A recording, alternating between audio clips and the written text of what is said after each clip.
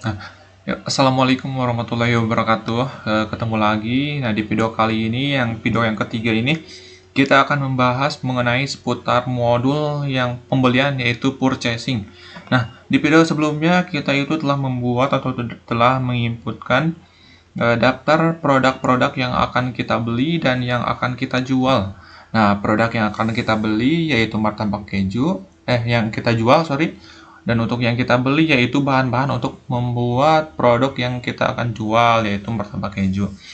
Nah, bisa dilihat untuk bahan-bahannya ini yang ada di gudang itu masih nol. Nah, berarti kalau masih nol, kita itu nggak bisa memproduksi karena bahannya nol.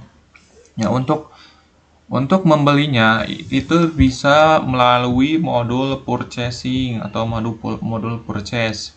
Nah, sebelum membuat order ataupun transaksi, kita itu harus nentuin kita itu akan belinya dari mana ataupun belinya dari vendor mana. Nah, kita itu bisa tambahkan untuk vendornya terlebih dahulu di menu order ke vendor. Nah, kita klik new yang ini seperti itu. Nah, untuk contohnya ini sebagai contoh saja, nama data atau yang enggak sesuai, nggak ada seperti itu. Mungkin tepung sipi tepung jaya. Nah, di sini juga ada untuk emailnya, kita isikan ngaco aja. Tapi nanti kalaupun kalian sudah bekerja itu harus sesuai karena kita masih praktek di sini. Nah, ini hanya sebagai contoh saja. Nah, ini juga sama, ini tuh ada data-data umum seperti alamatnya di mana, emailnya apa, dan lain-lain.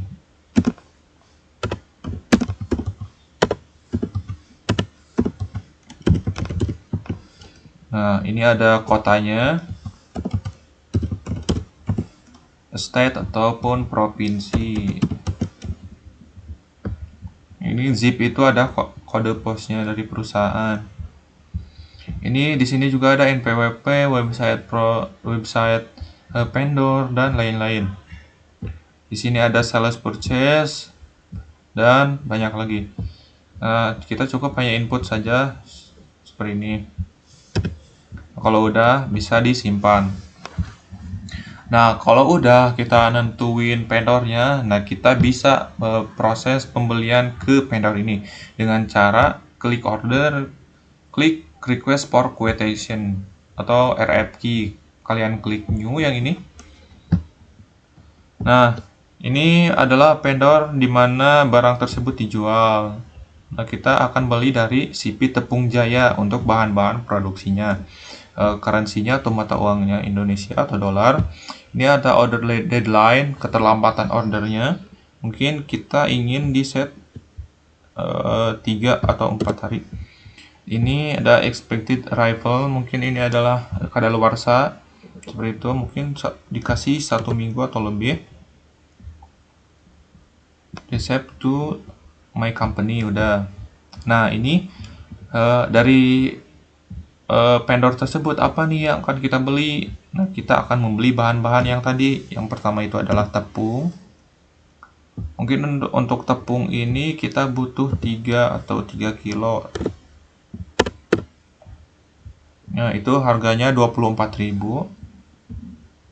Dan kita butuh juga yaitu keju.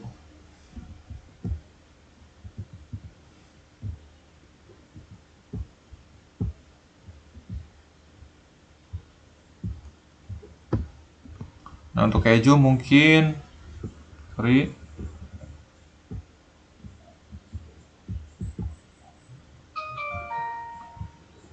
untuk kejunya kita butuh 2 saja cukup. Nah, kalau udah seperti ini, kita bisa send RFQ untuk mengirimkan data-data pembeliannya melalui email nantinya. Email yang ada di data-data vendor seperti itu.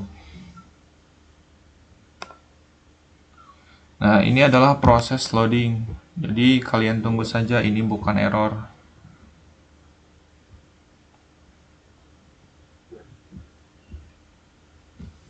Mungkin cukup lama, kalian bisa tunggu. Nah, ini adalah isi-isi. Nah, di sini juga kalian bisa nego harga ataupun yang lain-lainnya melalui email. Kalian klik send. Nah, otomatis pesan tersebut akan terkirim ke email, alamat email. Nah, kalau udah, kita bisa konfirmasi ketika sudah dari vendor itu sudah terkonfirmasi. Kita juga bisa konfirmasi order, menerima orderan tersebut. Nah, kalau udah, itu ada nantinya produknya itu terkirim. Nah, ini adalah produk-produknya. Kalian bisa juga ke menu inventory. Nah, di sini itu ada resep ataupun pengiriman. Nah, di sini ada satu karena kita tadi itu ada satu transaksi, dan untuk barangnya itu kita dua, yaitu tepung dan juga martabak seperti itu. Nah, kalian klik di sini. Nah, di sini tuh kalian bisa validasi. Contohnya, ketika ordernya itu untuk tepung itu 3, tetapi yang datang itu cuma cuma 2, sorry. Nah, kalian bisa di sini disunting, lalu klik validasi. Nah, ketika produk yang kalian order tidak sesuai dengan apa yang dikirimkan, itu bakalan terjadi back order atau pengiriman yang tidak sesuai atau yang harus dikirim kembali. Nah, itu bakal terjadi back order. Kalian bisa buat back order lagi untuk dikirimkan produk yang belum. Tetapi kalian bisa juga tidak. Contohnya, ketika yang dikirim itu tepung itu cuma 2, tetapi untuk produksinya itu 2 itu bagi perusahaan kita cukup. Nah, itu bisa tidak dibuatkan back order lagi. Tetapi kalau masih membutuhkan, kalian bisa membuat back order lagi, dan nantinya vendor akan mengirimkan kalau stoknya itu sudah ada seperti itu, dan kita tidak buat back order seperti itu. Nah, ini tuh udah diterima produknya. Kalian bisa cek di menu inventory ke produk.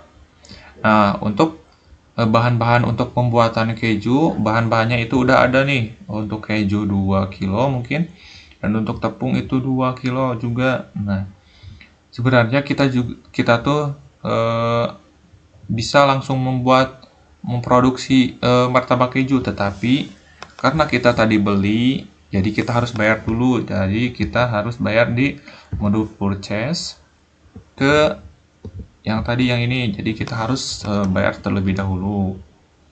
Kita acknowledge terlebih dahulu, dan kita akan upload untuk bill-nya.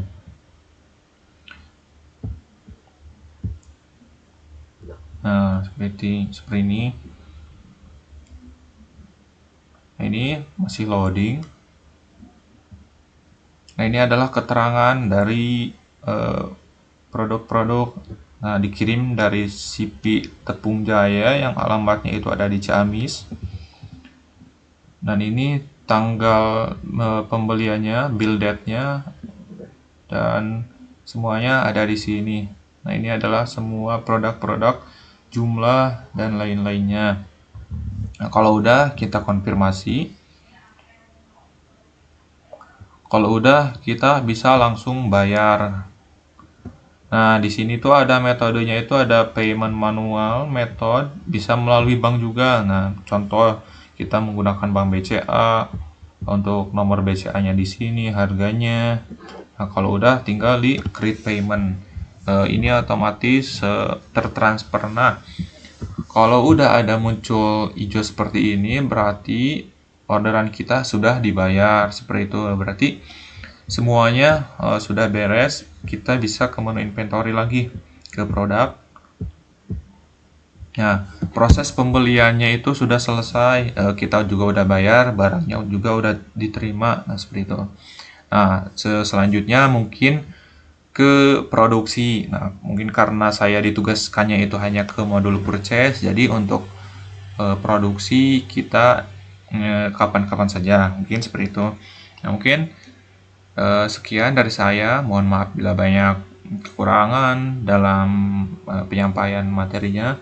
Mohon maaf. Assalamualaikum warahmatullahi wabarakatuh.